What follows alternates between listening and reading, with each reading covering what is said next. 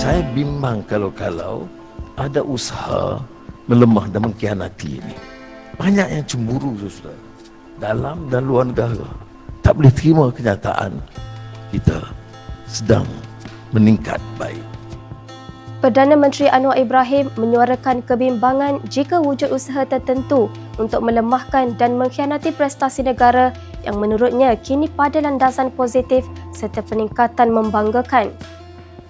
Antara peningkatan baik direkodkan termasuk pengukuhan nilai ringgit berbanding dolar Amerika Syarikat yang memberi perkembangan positif ekonomi sekaligus memberi manfaat langsung kepada rakyat dan sektor perniagaan serta pelaburan negara. Ketika Anwar mula mentadbir, nilai ringgit pernah berada sekitar RM4.50 berbanding dolar Amerika Syarikat sebelum mengukuh ke paras kira-kira RM3.89 ketika ini.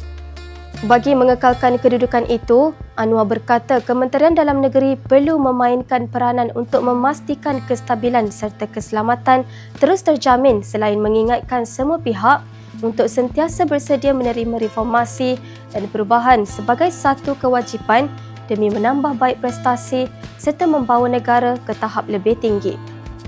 Khadijah Junah, FMT.